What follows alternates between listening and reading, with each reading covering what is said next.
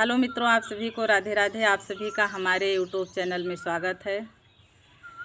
और आज हम बहुत प्यारा सा नकटा गीत लेकर के आए हैं आप सबके बीच। आप सब लोग ज़रूर सुनना और अगर अच्छा लगे तो चैनल को सब्सक्राइब करना, लाइक करना, ज़्यादा से ज़्यादा शेयर करना। नरमी कलैया सुकुमारी हो, चुभ जाला कंगनवा। नरमी कलैया सुकुमारी हो, चुभ जाला कंगनवा। नरमी कलैया सुकुमारी हो, चुभ जाला कंगनवा।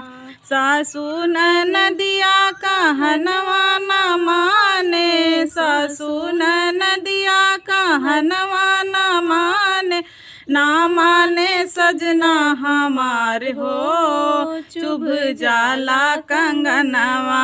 ना माने सजना हमार हो, चुभ जाला कंगनवा।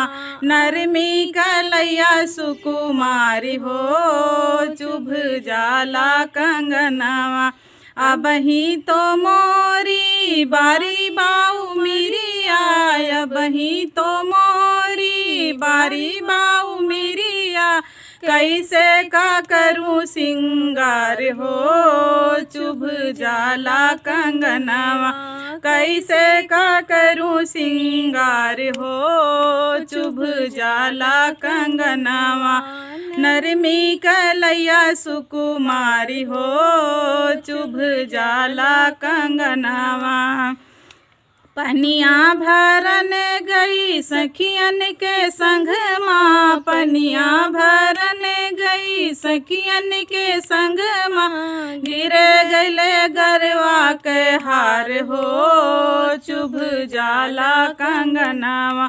गिर गईले गरवा के हाल हो, चुभ जाला कंगनवा। नरमी कलैया सुकुमार हो, चुभ जाला कंगनवा। नरमी कलैया सुकुमार हो, चुभ जाला कंगनवा।